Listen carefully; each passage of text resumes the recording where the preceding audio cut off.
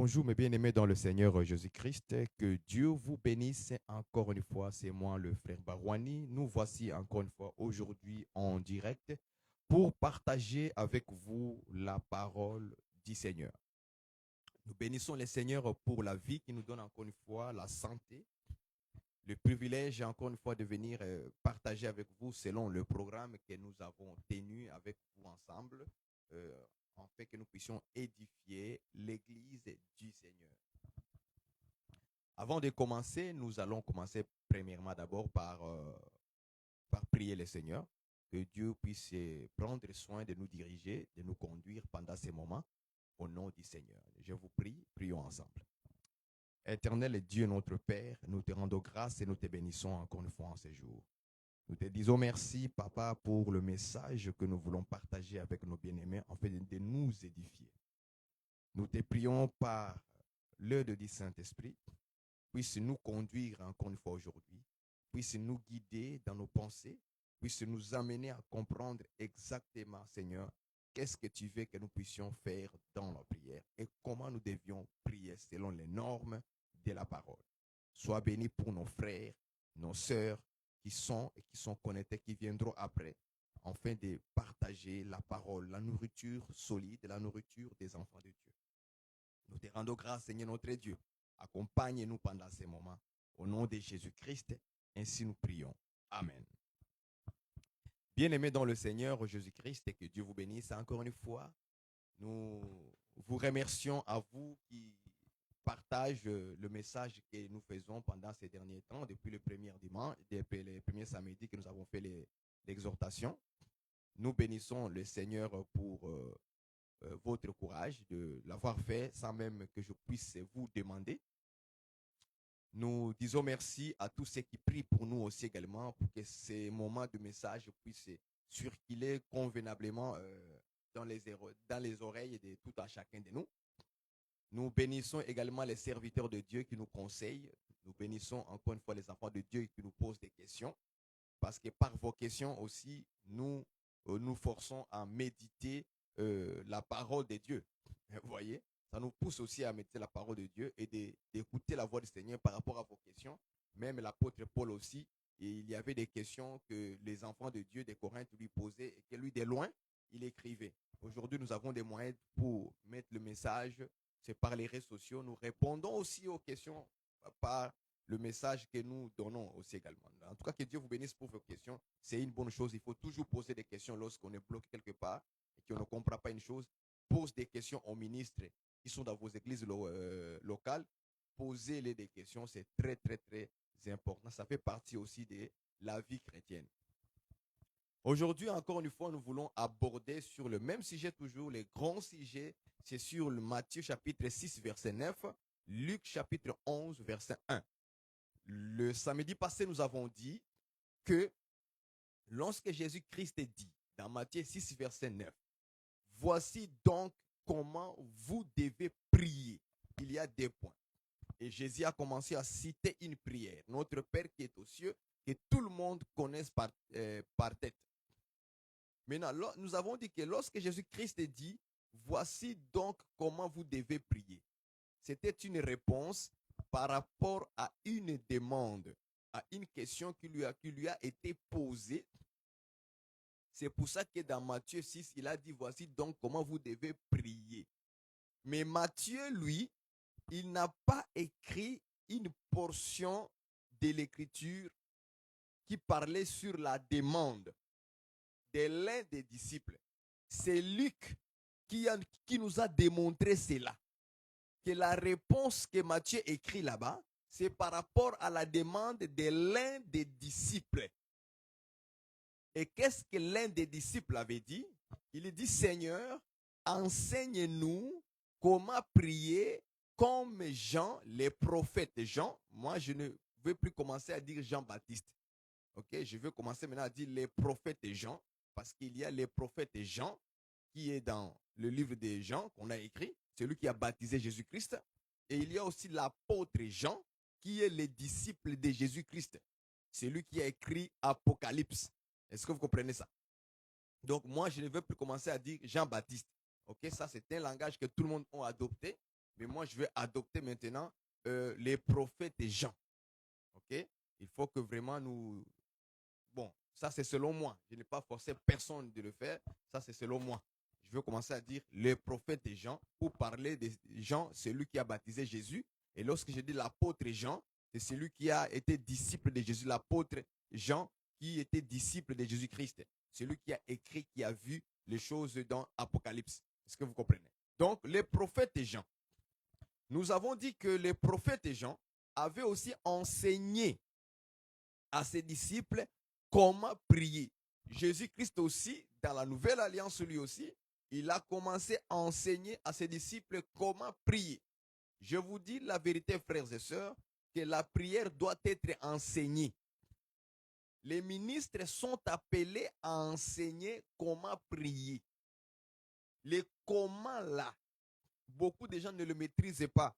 Voilà pourquoi Jésus-Christ était obligé de nous montrer la différence, pardon, la différence entre les hypocrites qui prient et le véritable les enfants de Dieu, comment ils devaient prier. Vous voyez, Jésus-Christ avait déjà commencé à enseigner à ses disciples comment vous devez prier différemment des autres.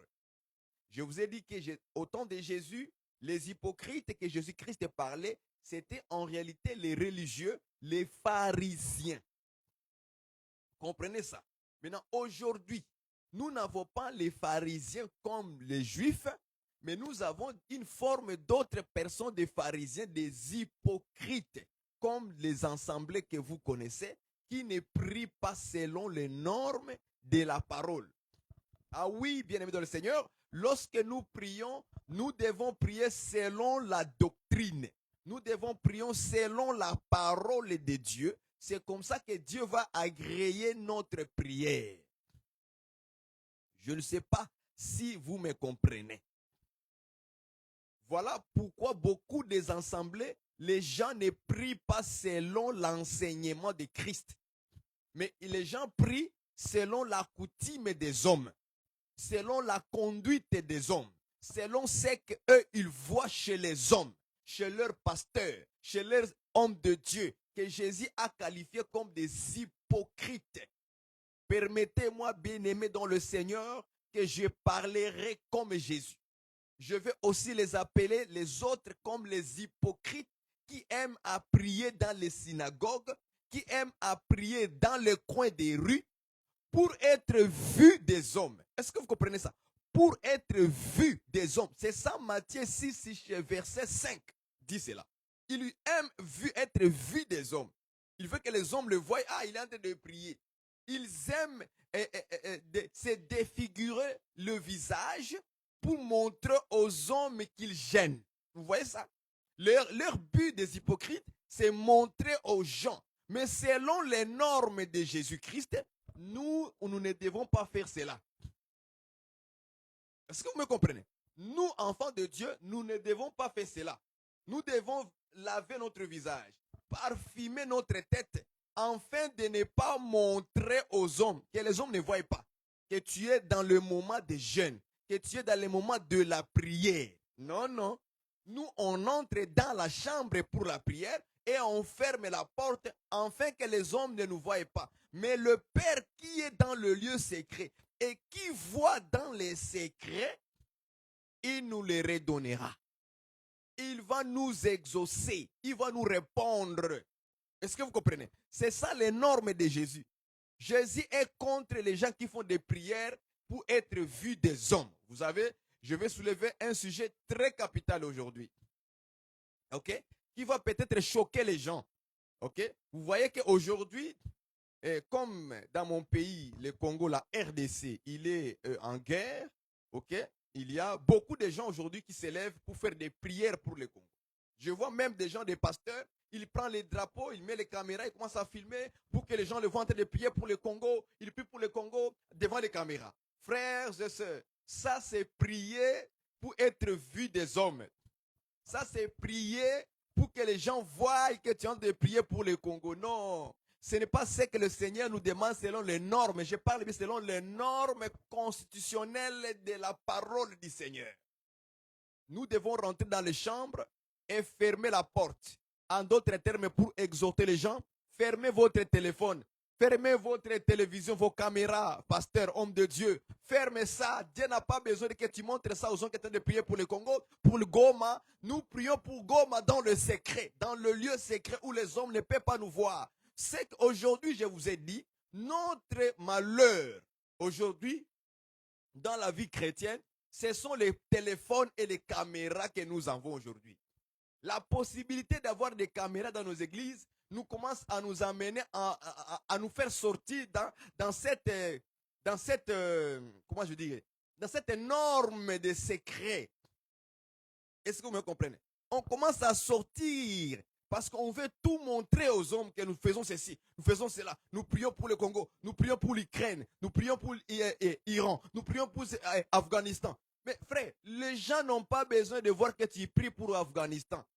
Les gens n'ont pas besoin de voir que tu pries pour Goma. Les gens n'ont pas besoin de voir que tu pries pour Ukraine. En cela, nous allons recevoir notre récompense parce que lorsque les hommes vont voir que tu pries pour Goma, ils vont te féliciter. Ils vont t'acclamer. Or, selon les normes de Dieu, selon l'enseignement, je ne parle pas, j'ai dit selon les normes de Dieu, nous ne devons pas montrer aux hommes que nous prions. Nous ne devons pas montrer aux hommes que nous gênons pour telle personne. Non, non. On doit se mettre à l'écart. On doit sortir, fermer les téléphones, fermer les caméras, être seul avec Dieu en train de prier maintenant pour ces pays-là. C'est ce que Dieu veut. Et ça, c'est un vouloir de Dieu, frère. Souvenez-vous toujours de ce que je dis, l'enseignement de Jésus est véritable. Et nous devons dire Amen. Est-ce que vous me comprenez? Est-ce que je suis clair là-dessus? Que Dieu vous bénisse à tous ceux qui comprennent et qui vont commencer à appliquer l'enseignement de Jésus lorsque vous priez pour un pays, lorsque vous priez pour quelqu'un, lorsque vous priez pour votre église ou les églises dans le monde entier.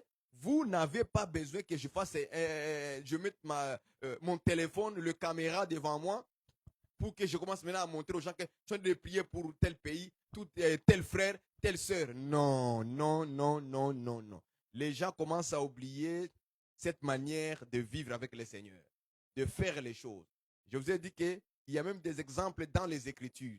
Vous verrez que la plupart, le temps du Seigneur Jésus-Christ, lorsqu'il priait, la Bible dit qu'il s'écartait lui seul au mont Olivier pour aller prier. Il annonçait à personne. Il ne disait à personne. C'est pour ça que je vous ai dit que la Bible, Paul nous exhorte d'être des imitateurs de Dieu. Dieu là, c'est qui? C'est Jésus-Christ qui est notre Dieu. Et lorsque nous prenons cet aspect de vie de prière de Jésus, vous verrez que la plupart des ministres, la plupart des frères et sœurs, ils ne veulent pas imiter Jésus la manière de faire. Donc Jésus, quand il a enseigné quelque chose, lui-même aussi, il le faisait. Est-ce que vous comprenez? Lui-même aussi, il le faisait. Il allait dans le secret, dans un lieu secret, okay, là où il n'y avait personne, et il priait seul. Et j'ai béni le Seigneur qu'au temps de Jésus, il n'y avait pas encore de caméras et de téléphones. Sinon, tout le monde commencerait à aller le filmer. Est-ce que vous comprenez ça? Mais dans notre génération, nous devons doubler l'enseignement en nous, la pratique de la parole. C'est forcer véritablement. Est-ce que vous me comprenez? C'est un danger, frère, de tout afficher, de tout annoncer. L'église locale commence à annoncer leur jour de prière et de jeûne. On va annoncer, on va faire une affiche. Les affiches doivent être uniquement pour la parole.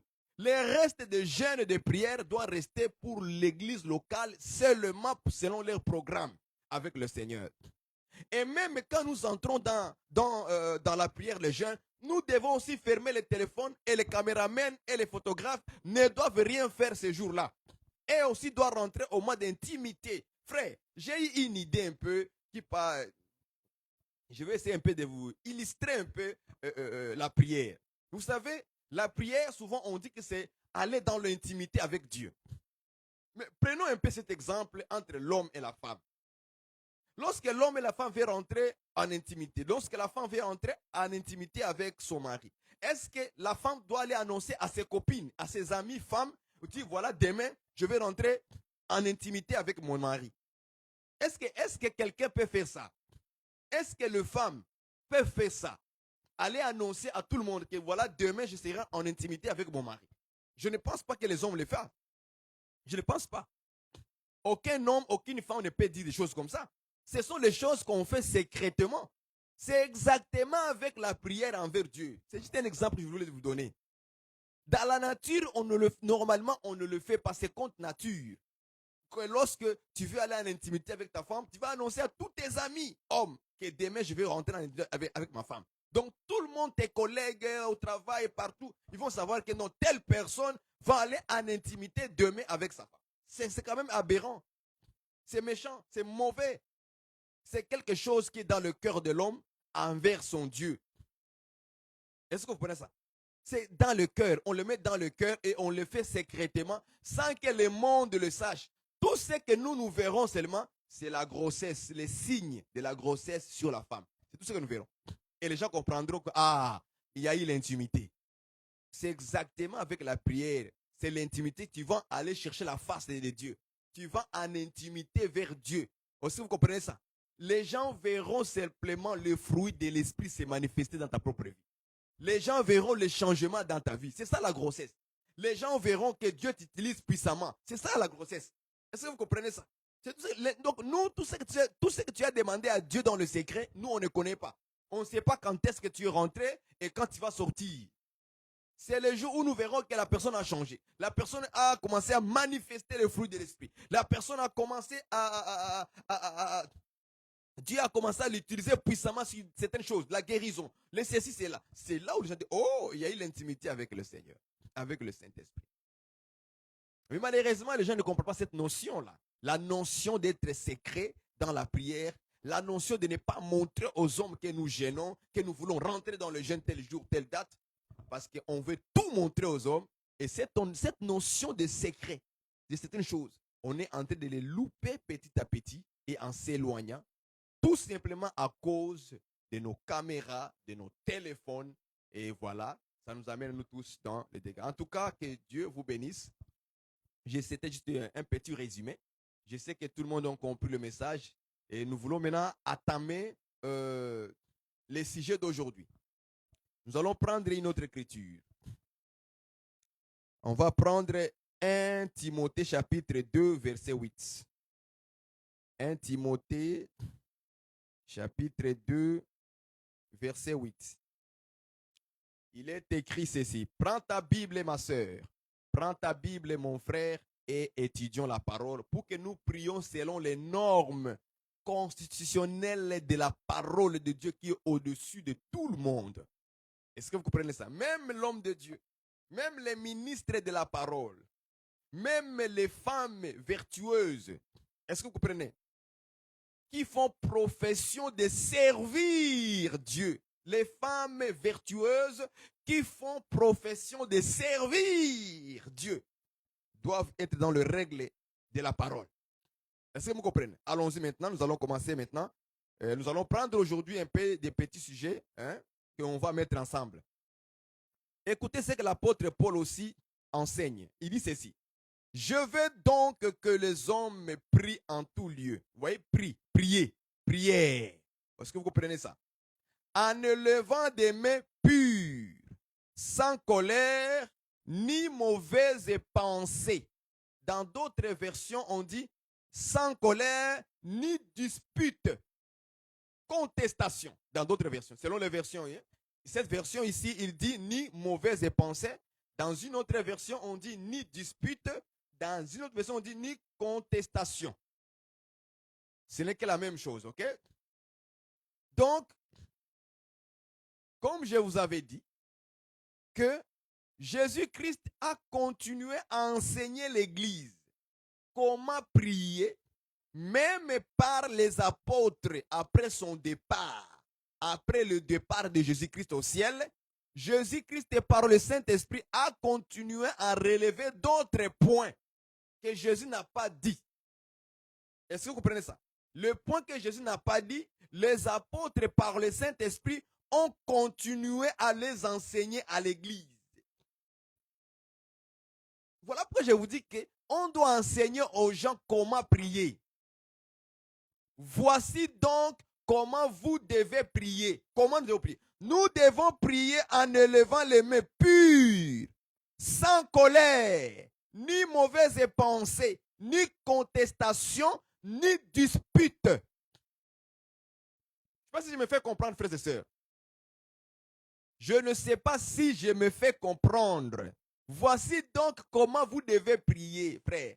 Nous devons aussi apprendre à prier en élevant le main pur, sans colère, ni dispute, ni mauvaise pensée, ni contestation, frère. Raisonnement. D'autres versions disent des raisonnements. Je pense que c'est Darby, quelque chose comme ça là. Des raisonnements. Ce sont les mauvaises pensées. Des faux raisonnements. Est-ce que vous voyez ça? Des disputes. Je vais prendre les mots là, dispute. On en parlait. Parce qu'aujourd'hui, nous ne faisons pas très attention à pourquoi Dieu n'exauce pas nos prières. Pourquoi Dieu ne répond pas à nos prières. Vous verrez que quelque part, selon ce que Paul écrit, ces gens-là, ils n'ont pas le main pur. Ils ont le main sale. Mais ils veulent aller prier dans l'assemblée des élus. Ils veulent aller prier dans l'assemblée des saints. Ils veulent aller prier dans l'assemblée des rachetés. Dans l'assemblée de telle ville, de telle capitale. Non, non, frère. Nous devons regarder aussi comment nous allons dans la prière. Comment nous allons dans la prière? Regardons-nous bien. Comment nous allons dans la prière? Comment? On va aller dans la prière avec les mains impures. On va prier avec colère. On va prier avec dispute. On va aller prier avec plein de péchés. Et c'est ce qui va bloquer que Dieu ne répond pas à nos prières. Ce que je vous dis là, c'est la vérité. Nous ne pouvons pas se présenter devant Dieu avec le main sale, plein de sang. Est-ce que vous comprenez ça? Non, non, non, non, non. Voilà même pourquoi Dieu avait refusé que David puisse lui construire une maison où Dieu va habiter. Vous savez pourquoi Dieu a refusé? Parce que le main de David était plein de sang. C'était un homme de guerre. Un homme qui a tué beaucoup de gens. Est-ce que vous comprenez ça? Et Dieu dit, ce ne sera pas toi qui vas me construire une maison, un temple pour moi. Ça sera ton fils. Salomon veut dire la paix. C'est quelqu'un qui a la paix qui va me construire la maison. Bien-aimé dans le Seigneur. Ces choses-là, ça a été écrit pour notre instruction. Ce ne sont pas les gens qui ont du sang qui vont aller prier le Seigneur. Ce ne sont pas les gens qui font le mal qui vont aller prier sur le Seigneur. Ce sont les gens de paix. Ce sont les gens de paix qui iront travailler pour le Seigneur, qui vont aller construire pour le Seigneur, qui vont rentrer dans la prière devant le Seigneur. Est-ce que vous comprenez ça? Ce ne sont pas les gens de sang, les mecs qui sont impurs, les mecs qui sont remplis du péché, les mecs qui sont remplis de vol, les mecs qui sont remplis d'adultère, les mecs qui sont remplis de plein de choses dans tes mains. On peut les lire dans tes mains. On peut les voir dans tes mains. Que tu as quelque chose qui ne t'appartient pas dans les mains. Fraudeur, tu es le premier. Tu es le premier fraudeur. Et mais, lorsque l'église organise des jeûnes et prières, mais c'est toi qui vas aller te présenter dans la prière. Et tu commences à adorer le Seigneur. Oh Seigneur, tu es pour moi. Et tu élèves le main. Lorsque le Seigneur voit tes mains, il voit les cicatrices de beaucoup de choses sur tes mains. Il voit que tu portes le sang sur tes mains. Tu portes beaucoup de péchés sur tes mains. Tu es le premier à voler des visas, des cartes Visa, des Mastercard sur l'ordinateur. Mais c'est toi qui vas être le premier à l'église pour aller prier. Voilà pourquoi beaucoup des assemblées sont des assemblées des hypocrites. Que Jésus aime les appeler ainsi parce que leur vie ne reflète pas la parole du Seigneur. Leur conduite. Ils ne sont même pas chagrinés. Ils ne sont pas touchés. Ah, mais je suis chrétien, non? Mais comment pourrais-je faire des choses comme ça?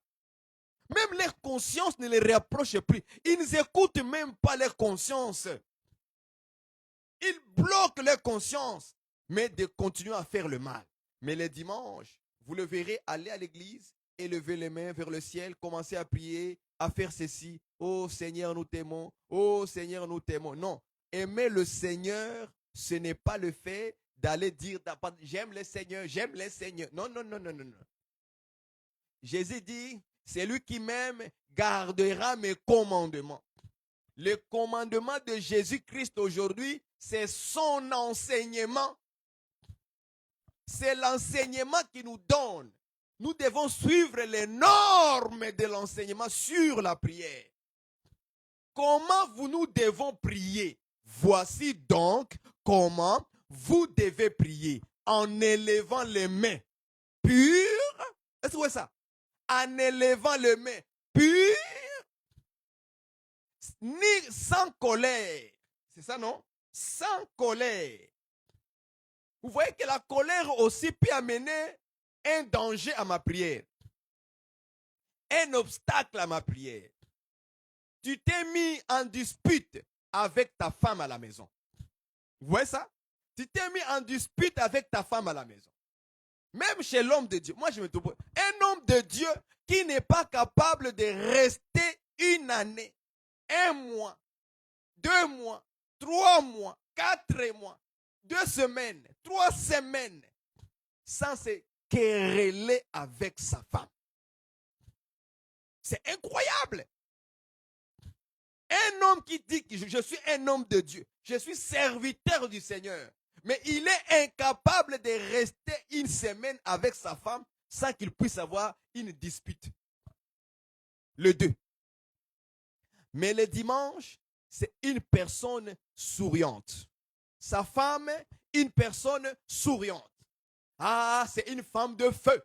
C'est une femme vertueuse. C'est une femme qui aime les gens, qui accueille les gens. Mais à la maison, dans leur couple, ils sont incapables de rester une journée sans se disputer. Mais ils viennent à l'église. Et Dieu aujourd'hui vous rappelle ces choses.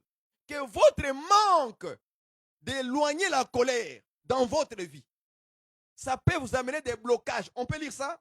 C'est Pierre. Nous allons faire appel à notre apôtre Pierre. Il va nous exhorter là-dessus. Allons-y dans 1 Pierre 3. 1 Pierre 3. Rapidement dans 1 Pierre 3, il va nous rappeler ces choses. Il va nous exhorter là-dessus. Et il va nous rappeler la parole. 1 Pierre chapitre 3, verset 7. Si je ne me trompe pas. 1 Pierre chapitre 3, verset 7. Écoutons ce que Pierre dit. Marie. Ah, Marie. Donc, l'homme marié. Okay? On peut dire ça ici. L'homme marié. Montrez à votre tour de la sagesse dans vos rapports avec vos femmes. Ici, c'est femmes mariées. Est-ce que vous me comprenez? C'est l'homme marié et la femme mariée. L'homme de Dieu, es-tu marié, oui ou non? Oui, tu es marié. Ok, maintenant écoutez ce que Dieu t'a dit. Ce n'est pas le fait d'être pasteur qui va te protéger devant le Seigneur. Ce n'est pas le fait que tu prêches chaque samedi sur les réseaux sociaux qui va te comment dirais-je, qui va te protéger dans tes prières. Non. C'est aussi, nous devons montrer à notre tour. Ah, ça c'est notre tour maintenant, nous les hommes. Parce qu'aujourd'hui, tout ce que les gens prêchent dans les églises, c'est la soumission de la femme envers son mari. Mais les gens oublient souvent, hein, ce n'est pas souvent, c'est rare, mais on dirait aussi rare aussi, d'entendre un pasteur passer un message pour les maris. Or, la Bible parle de 2 côtés. Il parle de la femme, mais il parle aussi de l'homme dans son comportement envers sa femme. Ah, ça, c'est rare de le dire dans les églises. Parce que l'homme est toujours orgueilleux. Il pense que Dieu n'a pas écrit pour lui aussi. C'est ça qu'il pense. Dans Ephésiens chapitre 5, okay, au verset 24, qu'est-ce qu'on dit? Marie, aimez vos femmes. Mais des pasteurs prêchent rarement ces passages-là. Mais ils vont sauter. Femmes, que chacune soit soumise à son mari. Là, ils vont faire des prédications énormes là-dessus. Mais ils oublient qu'on a aussi parlé de l'homme aussi. Marie, aimez vos femmes comme Christ a aimé l'église. Est-ce que vous voyez ça? Vous voyez ça? Ici aussi, Pierre aussi vient ajouter sur le mari encore. Il dit, Marie, montrez à votre tour. Le tour de la femme, c'est la soumission. Mais votre tour maintenant, c'est quoi? Écoutez. Marie, homme marié, montrez à votre tour de la sagesse, sagesse. Ça veut dire que quand on est marié, quand on marche avec une femme, ok?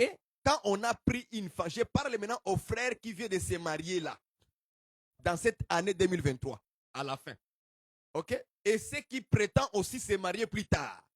Écoutez, lorsqu'on se marie à une femme, préparez-vous à avoir la sagesse. Ah oui, c'est pas moi qui l'ai dit, c'est les Écritures, c'est la parole, c'est l'exhortation de l'apôtre Pierre. Montrez à votre tour de l'incrédulité. C'est ça qu'il a dit. Montrez à votre tour de l'orgueil. C'est moi le chef de la maison. C'est moi l'homme. C'est moi l'homme. Hein? C'est ça qu'il a dit. Montrez à votre tour de la sagesse. Oui, parce que lorsque tu prends une femme, il faut avoir beaucoup de la sagesse. Est-ce que vous comprenez? Il faut avoir de la sagesse, frère. Et Jacques va ajouter en disant, si quelqu'un parmi vous manque de la sagesse, qu'il la demande à Dieu. Qu'il le donne avec foi, sans douter. Est-ce que vous comprenez ça? Donc, s'il te manquera ces points de la sagesse envers ta femme, alors je t'appelle, frère, d'aller prier selon ce que le bien-aimé Jacques a dit. Va demander au Seigneur qui donne la sagesse. En fait que tu comprennes comment on va marcher avec cette femme dans ma vie ou dans votre vie de couple. Donc, il vous faut la sagesse. Sans la sagesse, tu ne sauras pas comment construire cette femme. Voilà pourquoi on dit qu'une femme sage bâtit sa maison. Si tu veux bâtir ton foyer, si tu veux bâtir ta famille, parce que maison veut aussi dire une famille. Est-ce que vous comprenez ça? Si vous voulez bâtir une famille correcte, digne d'être, il faut nécessairement que tu aies de la sagesse, que tu sois une femme sage, un homme sage. Sinon, tu ne pourras pas bâtir, tu vas détruire par tes propres mains. Voilà pourquoi beaucoup de mains de beaucoup de pasteurs seront jugés parce que leurs mains sont souillées, impures, en passant le temps tabasser sa femme tous les jours. Et il prétend être pasteur, être un homme de Dieu, être un fidèle, être un frère, être un disciple de Jésus-Christ, qui passe le temps à frapper sa femme. Et comme sa femme est naïve, elle ne parle pas à l'église de ça. Elle le cache, non, sinon je vais détruire l'image de mon mari, le pasteur. Non, non, il faut dénoncer le mal. Il faut dénoncer le mal, c'est pour protéger votre vie de prière, afin que Dieu puisse vous exaucer. Voilà pourquoi beaucoup de pasteurs vont commencer à fabriquer les parler en langue. Parce que le Saint-Esprit qui devait lui conduire dans le parler en langue n'est pas d'accord avec sa vie. Sa vie, c'est de passer le temps à tabasser sa femme avec les claques. Donc, quand Dieu voit ses mains élevées, il voit le main comme un boxeur. Il le voit le main avec des gants de boxeur. Il dit, ah, depuis quand tu es devenu boxeur spirituel, mais je vois tes mains quand tu les lèves là, je vois des gants de boxe. Je ne te comprends pas, pasteur. Mon frère, parce qu'il passe le temps à boxer sa femme à la maison. Est-ce que vous voyez ça? Il passe le temps à boxer sa femme. Jusqu'à ce que ces choses-là sont devenues spirituellement, il est devenu comme un boxeur. Dieu le voit, c'est un boxeur. Et aucun boxeur n'héritera les royaumes de... Ça, c'est moi qui l'ai dit. Ajoutez ça. Ça, c'est moi, Barouani, qui l'ai dit. Aucun boxeur n'héritera les royaumes des cieux. Parce que tes mains sont souillées. Tes mains sont impures. Tu es un homme de colère. Tu es un homme qui dispute. Vous savez que dans la Bible, le Seigneur nous interdit d'être les gens qui font des querelles. L'apôtre Paul va dire, il ne faut pas qu'un homme de Dieu soit querelleux. Quelqu'un m'écrit le verset là. Il ne faut pas qu'un homme de Dieu soit querelleux. Un homme de dispute. Parce que le dispute, c'est l'œuvre de quoi? Galatie chapitre 5. Allons-y voir ça. Et je n'ai pas encore fini 1 Pierre chapitre 3. Je vais retourner. Je n'ai pas encore fini là-bas. Je vais d'abord les mettre comme ça. Parce qu'on va aller là-bas pour montrer la prière, comment ça peut faire là-bas. Dispute. Je m'en vais d'abord dans la dispute. Galates. Je prends avec vous Galates. Dispute. dispute. Beaucoup de gens blaguent. Ils blaguent avec la parole du Seigneur. Galates 5, 19. Rapidement. Or, les œuvres de la chair sont manifestes. Ce sont l'impudicité, l'impureté, les dissolutions, l'idolâtrie, la magie, les inimitiés, les querelles. Vous voyez, les querelles, c'est l'œuvre de la chair. Ok. Les jalousies, les animosités, les disputes sont l'œuvre de la chair. Les divisions, les sectes, même les divisions, c'est l'œuvre de la chair. Est-ce que vous comprenez ça? Les sectes, quand vous voyez les sectes dans le monde, c'est l'œuvre de la chair. Ok. L'envie, l'ivrognerie, les excès de table et les choses semblables, boxeurs. Quand tu es un boxeur, un pasteur boxeur, tu n'hériteras pas le royaume de Dieu. Ça, c'est moi qui l'ai dit. Ok? Je crois aussi avoir le Saint-Esprit, frère. Les choses semblables, les boxeurs, on va les mettre dedans. Les boxeurs, c'est l'œuvre de la chair. Tu n'hériteras pas le royaume de Dieu. Tu passes le temps à boxer ta femme. Et tu prétends que tu vas prier pour aller au ciel? Mais non, mon frère, oublie ça. Ta femme, c'est la fille de Dieu. Ah oui. Voilà pourquoi Adam s'est marié avec sa sœur. C'est ça que les gens ne comprennent pas. Les gens pensent que lorsqu'Adam a dit, voici cette fois-ci, chair de os de mes os, chair de ma chair, ils pensent que les gens pensaient, ils parlaient de mariage. Non, ce n'est pas encore le mariage. Il disait ceci, celle-ci est ma sœur. En d'autres termes, dans un langage facile, celui-ci, celle-ci est ma sœur. Ève, c'est la sœur d'Adam. Ils ont que le même père, les deux. Leur père, c'est Dieu lui-même. Donc, quand il disait os de mes os, chair de ma chair, selon les Écritures, selon l'interprétation de la parole, Adam et Ève étaient parentés. C'est-à-dire, ils venaient tous de la même famille.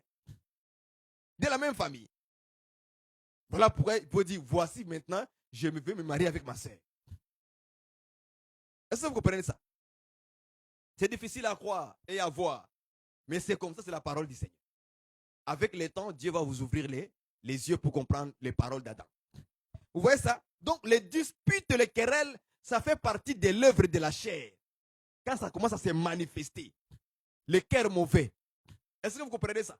Donc, quand vous voyez un homme de Dieu en train de passer le temps à se quereller avec ses frères ministres, comprend qu'il est déjà dans la chair. C'est l'œuvre de la chair qui est en train de se manifester dans sa vie. Voilà pourquoi moi je m'efforce aussi de ne pas être tombé dans les disputes et les querelles. Parce que nous devons grandir spirituellement. Grandir spirituellement, ce n'est pas le fait de faire beaucoup de vidéos, de prêcher beaucoup, de révéler les crocodiles. Non, si quelqu'un vous dit que le fait que tu expliques le crocodile, l'hippopotame, les lions, l'aigle, tu les expliques dans la parole, que tu as grandi spirituellement, c'est faux. Ah frère, je vous dis la vérité, c'est faux. C'est ici où mon enseignement commence maintenant. Si quelqu'un vous dit que le fait que le frère explique les crocodiles, l'aigle, l'hippopotame, les lions, est-ce que vous voyez ça? Les cochons, les porcs. Ok? Si quelqu'un arrive à expliquer les oiseaux, les animaux impurs et purs, dans Lévitique, chapitre 11. Et donc lui, il a grandi spirituellement. Je te dis que c'est faux. Ça, on appelle ça des révélations. Les révélations nous permettent d'avoir accès à la compréhension des choses difficiles et des choses faciles. Et retenez ça, écrivez ça, notez ça. La révélation nous donne accès par le Saint-Esprit, bien sûr, d'avoir la connaissance sur des choses, la compréhension sur des choses difficiles à comprendre.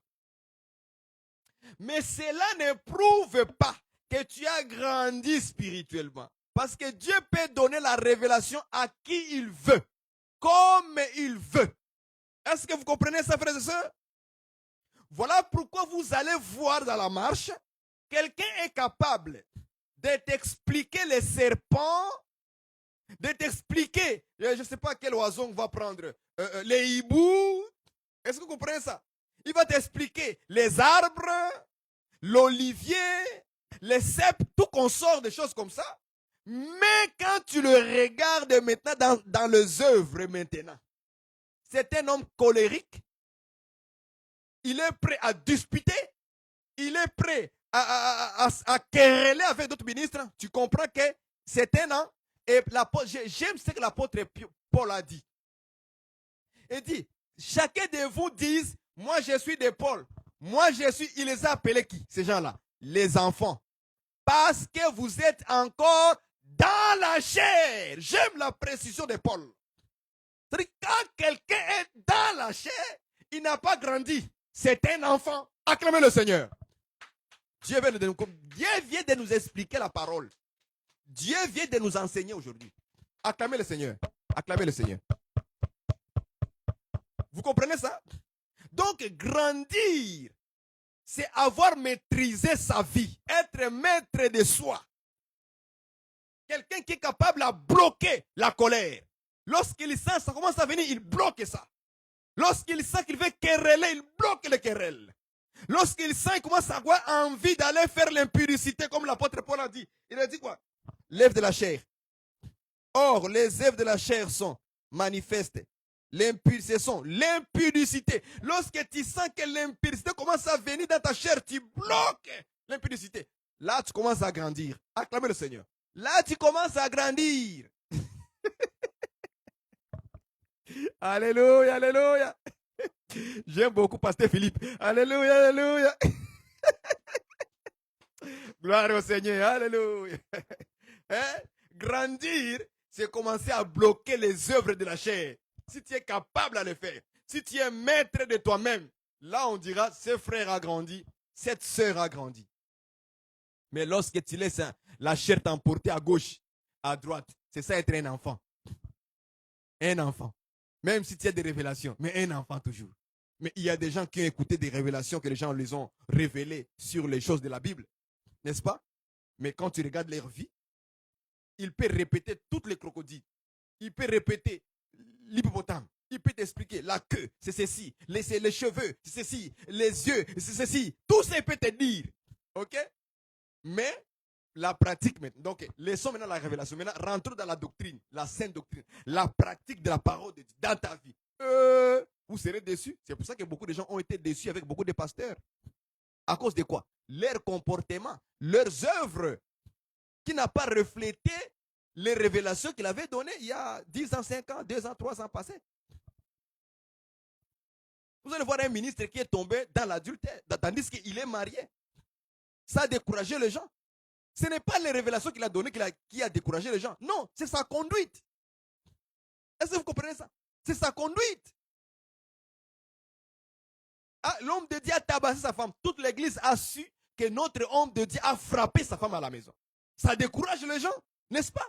Est-ce que ce sont les révélations qui a découragé les gens? Non, c'est son comportement, sa vie. Ses œuvres qu'il a manifestées a amené à décourager les gens.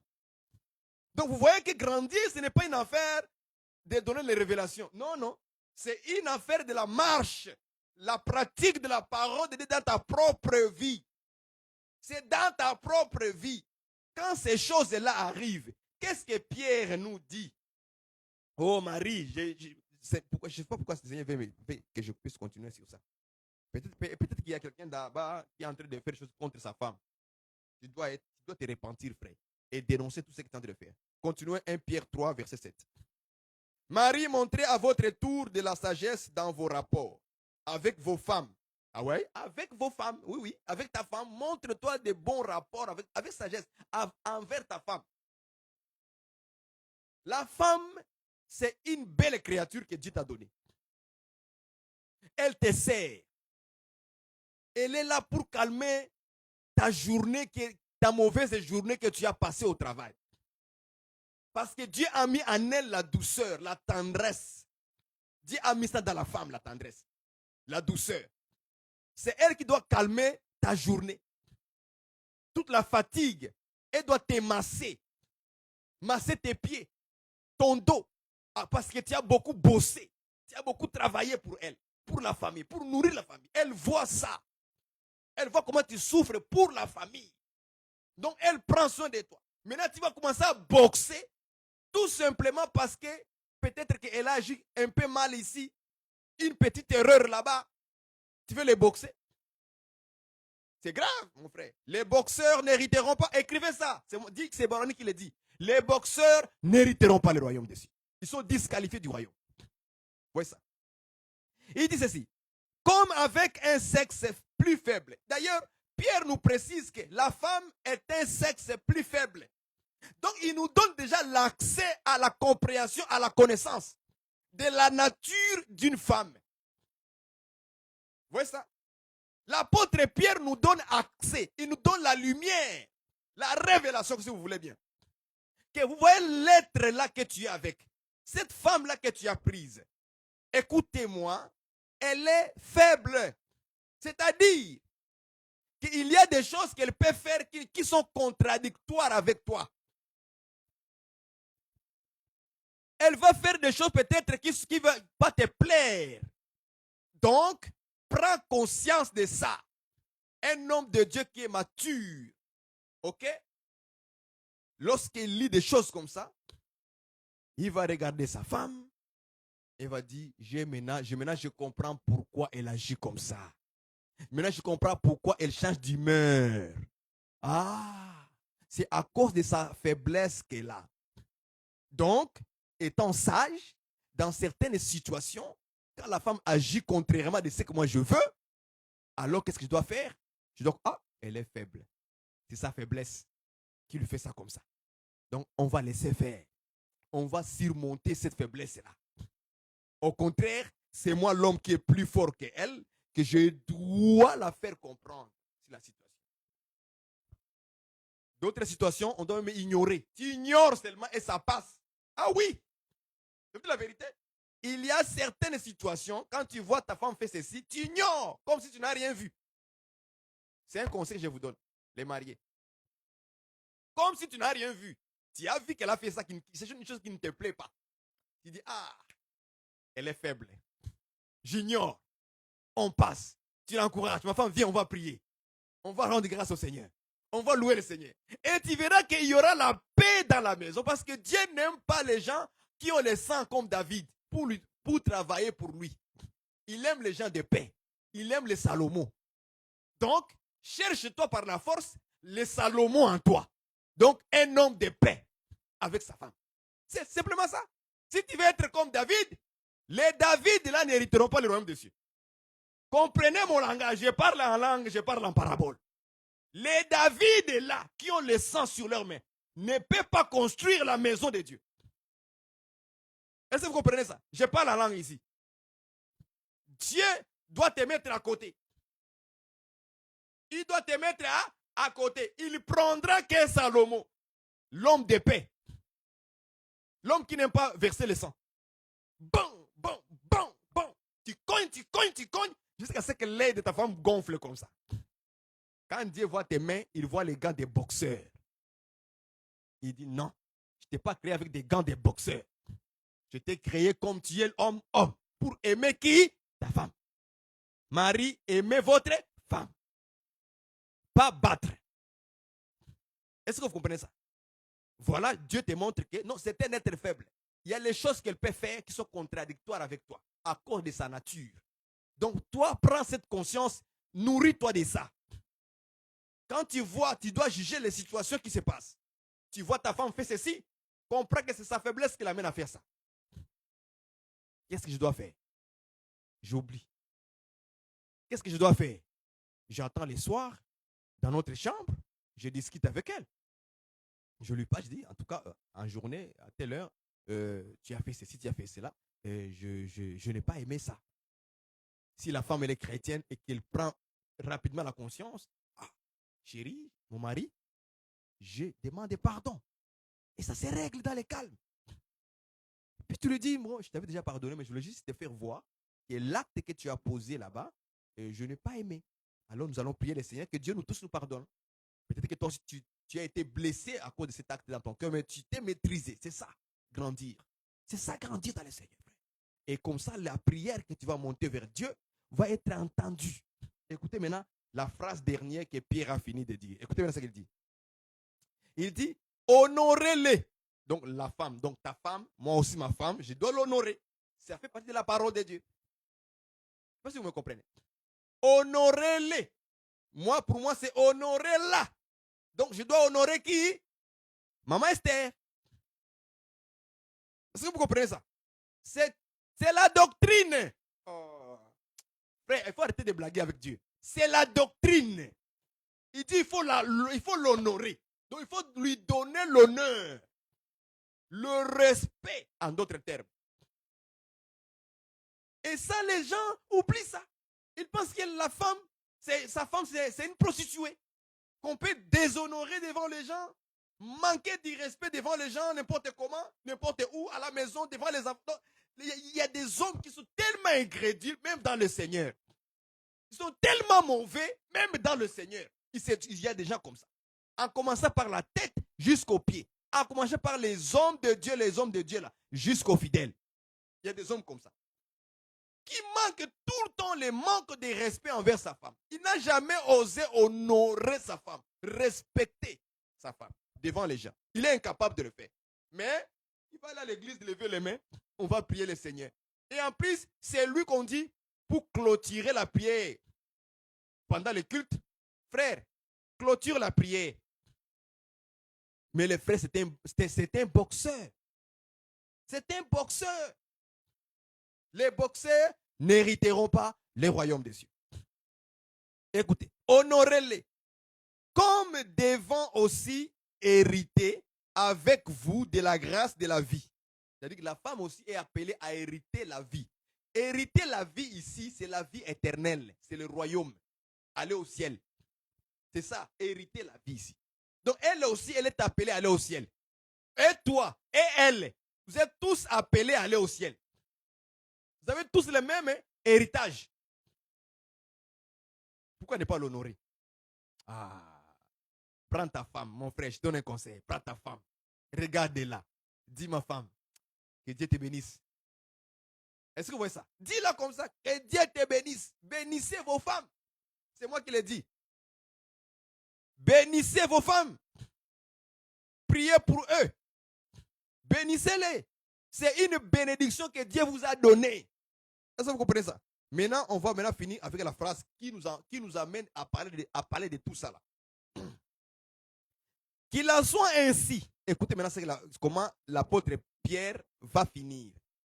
Qu'il en soit ainsi, afin que rien ne vienne faire obstacle, barrière, frontière, bloqué.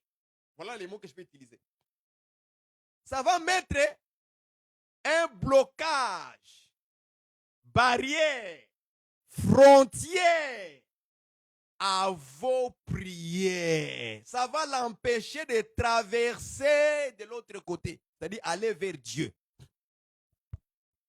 Vous voyez comment Jésus nous dit, voici donc comment vous devez prier. L'apôtre Paul dit, en ne levant les mains pures, sans colère, ni dispute, ni querelle. Vous voyez ça? Ni péché, ni les œuvres de la chair à l'intérieur. Vous voyez ça? Et Pierre veut nous montrer que non, les hommes mariés là, attention, ne soyez pas des boxeurs à vos femmes. Les foyers, ce n'est pas un ring. Hein? Quand on fait un foyer, ce n'est pas un ring. Non. Le foyer n'est pas un ring. Dieu n'a pas créé une foyer comme un ring. Ça va? Et les femmes mariées, attention, ça va? Les hommes mariés, les pasteurs, les docteurs, l'évangéliste, attention, ça va? Dieu te reproche aujourd'hui que les boxeurs n'hériteront pas le royaume parce que le mariage, ce n'est pas un ring. Ce n'est pas un ring de boxe. Non. C'est un lieu du respect, d'honorer, de comprendre que c'est un être faible. C'est un sexe faible. Je comprends pourquoi elle agit comme ça. Vous savez que des femmes, lorsqu'ils sont dans leur période indisponibilité, ça dépend de l'un et l'autre. Elle peut changer d'humeur. Voilà leur faiblesse. Elle peut changer d'humeur. Ne pas bien se sentir dans son corps, ça lui pousse en fait des fois à réagir vite sans le savoir. Une fois qu'elle revient à normal, du coup, elle devient calme, douce, tendre. Vous voyez ça? Quand un homme comprend ça, tu le sais déjà, tu sais, ma femme, je le connais déjà. Chacun doit connaître sa propre femme. Comment elle réagit, comment elle fait, comment elle est devenue. Voilà, tu dois connaître. Est-ce que vous comprenez ça? Elle est mariée. Tension, ça va? Appelez vos maris d'écouter les bons messages. Pas l'écouter tout dans les révélations. Les révélations, c'est bon. Moi aussi, je donne les révélations. J'aime ça, les révélations. J'aime ça. Mais doctrine, je me plais beaucoup dans la doctrine. J'aime beaucoup la doctrine. Qu'il en soit ainsi, afin que rien ne vienne faire obstacle à vos prières. C'est-à-dire qu'on peut bloquer vos... Donc, type, en fait, laisse-moi dire ça. Donc, le mari peut bloquer ses propres prières par manque de sagesse envers sa femme, par manque d'honorer, de respecter sa femme. Donc, tu peux tomber dans ton propre piège toi-même. Même si tu cries, tu élèves la voix de Dieu. Seigneur, Zambé, Seigneur Jésus, agis dans ma vie, agis dans notre vie, Seigneur Jésus. Tu peux crier comme tu veux. Aussi longtemps que ce passage de 1 Pierre 3, 7 n'est pas appliqué dans ta propre vie, comprends ces choses, tu mets l'obstacle à tes prières. Toi-même, sans le savoir. Dieu n'écoute pas. Il y a une barrière. Il y a une frontière. Il y a un blocage. Mais comment tu veux que Dieu puisse t'écouter? Comment tu veux que Dieu puisse t'écouter? N'est-ce pas qu'on dit que Marie aimait vos femmes? Donc, tu dois avoir l'amour envers ta femme. Et qu'est-ce qu'on a dit par rapport à l'amour dans 1 Corinthiens 13? Il faut ajouter ça. Si tu parles en langue, si tu prophétises, si tu manques l'amour, cela ne sert absolument à rien. C'est écrit dans la Bible. C'est écrit comme ça. Donc, quand tu aimes ta femme, tu dois te rassurer que c'est l'amour que Dieu a écrit. Est-ce que vous comprenez ça? Donc, faisons vraiment attention. Je m'aimerais demander à la régie de me dire s'il est déjà quelle heure. Je ne veux pas trop aussi m'attarder là-dessus. Voilà pourquoi Jésus nous enseigne aujourd'hui. Il nous enseigne en disant, voici donc comment vous devez prier. L'apôtre Paul est venu nous montrer comment nous devons prier en ne levant les mains pures, sans colère, ni dispute, ni de faux raisonnements, ni de contestation. Est-ce que vous comprenez ça? C'est ce que l'apôtre nous enseigne. Ça fait partie de voici donc comment vous devez prier. Même les célibataires, les frères célibataires, les sœurs célibataires, c'est comme ça que nous devons aussi prier. Est-ce que vous comprenez ça? Sans dispute. Dispute fait partie des œuvres de la chair. Et nous avons vu la liste dans Galates 5, verset 19 à 21. On nous décrit les œuvres de la chair. Donc ce n'est pas seulement dispute, mais ça peut être aussi l'impudicité. Ça peut être aussi l'envie. Ça peut être aussi l'ivrognerie. Donc tu peux remplacer les péchés comme tu veux là-bas, selon toi. Regarde quel est le péché qui t'empêche souvent de prier devant Dieu correctement. D'être selon les normes de l'enseignement des apôtres de Jésus-Christ. Donc si tu te trouves dans l'impudicité avec la sœur dans l'église, surtout les choristes, ils sont là, Seigneur, j'ai belle voix, mais leur vie ne respecte pas les normes de la sainte doctrine. Vous couchez ensemble, vous passez du temps intime au téléphone le samedi et le dimanche, vous venez chanter à l'église. Ça fait partie de ne pas être écouté par les saints, parce que ce n'est pas les normes, ce n'est pas selon l'enseignement. Tu es un homme colérique, une femme colérique. Dieu dit sans colère. Quand on va élever les mains là pour prier, c'est sans colère. Donc, toi, tu te chamailles avec les gens dans les quartiers. Dans le vieux, tu es enfant de Dieu. Au travail, tu te bats avec tout le monde. Ta prière sera un obstacle. Il y aura un blocage pour que Dieu ne puisse pas t'écouter. Est-ce que vous comprenez? Que Dieu vous bénisse. Je pouvais même ajouter 1 Pierre chapitre 7, verset 5 pour parler d'autre chose, mais par manque de temps, on reprendra encore une fois le dimanche, le samedi prochain, parce que tous les mois de février, on va parler sur la prière. Voici donc comment vous devez prier. Le samedi prochain, nous allons parler notre Père qui est aux cieux. Ça, c'est un message capital que tout le monde doit entendre. Notre Père qui est aux cieux. C'est un message très capital. Il faut que les gens entendent ça. La prochaine fois, on va parler de notre Père qui est aussi, avec d'autres éléments d'exhortation que nous allons ajouter à l'intérieur. Prions au nom du Seigneur Jésus-Christ. Allons. Seigneur, nous te bénissons, nous te rendons grâce pour la parole que tu viens de nous révéler encore une fois, nous tous, tout chacun de nous, Seigneur, pour que nous puissions prier convenablement selon l'enseignement de Jésus-Christ. Merci, Père, pour tes enfants qui ont écouté aujourd'hui encore une fois, au nom de Jésus-Christ. Ainsi, nous avons prié. Amen.